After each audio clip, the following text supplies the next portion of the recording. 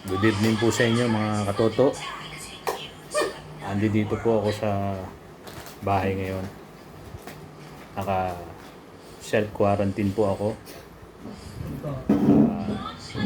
Ilang oras na po. Isang oras na lang mahigit. Magsisimula na po yung lockdown natin. Community quarantine. Pero ako, nagsisimula na ako mag-quarantine. Kasi PU din po ako. PUIL po ako. Pero bago magsimula ang lockdown sa buong Metro Manila, nagsimula na po kami mag-lockdown. Ang totoo niyan, nakalock na po yung pintuan namin. Kaya naka-lockdown na po ako. Ni-lockdown po ako ng asawa ko. Nakikita niyo yung baso sa likuran? Protection po yan. Huwag po kayo matakot. Ano yan? Baso lang po yan. Nakalagay doon sa bintana. Kaya mga katoto, yung mga walang gagawin sa labas, maganda pa sa bahay na lang po kayo. Maganda pa sa bahay. Baka meron pa ho kayong mga lugar sa inyong bahay na hindi pa napupuntahan. Katulad sa ilalim ng lamesa,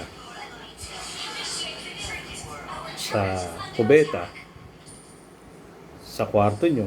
Hindi ko alam kung saan kayo natutulog. Baka hindi nyo ba napupunta, mas maganda ho mamasyal. Yung mga walang gagawin sa labas, doon na lang po kayo sa loob ng bahay nyo. Totoo niyan, bago magsimula yung community quarantine, ngayon po nagko-quarantine na po ako. Ito po ang patunay na nagko-quarantine ako. Nakikita ko lang po sa inyo, sandali lang po.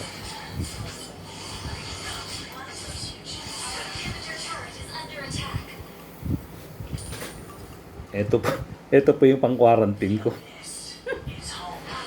Maganda po ito. Maganda sa katawan to. Tanggal ho ang mga virus dito para sa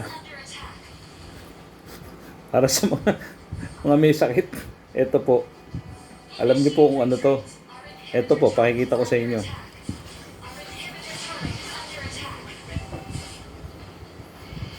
Ito po yan. Ito po yan.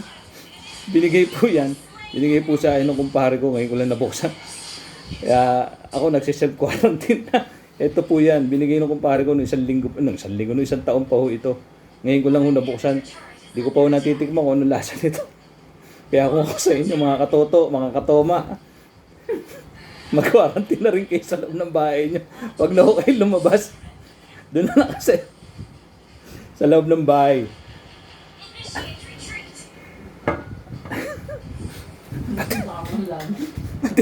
Hindi pala yan. Hindi pa ako nagsisimula. Ngayon ko lang ako titikman to. Di ko pa ako natitikman to kung ano lasa eh. Ngayon ko pala. Sabi nga, yung anak ko, di pa raw lasing. Kung ano nasa sabi. Sige po, kaya kung ako sa inyo, mapapayo ko sa inyo, quarantine na rin ako kayo. Kaya mas maganda, tama po yun, sa sinasabi ng mga taga-gobyerno natin, sa loob na lang po tayo ng bahay. Mas maganda pa sa loob ng bahay.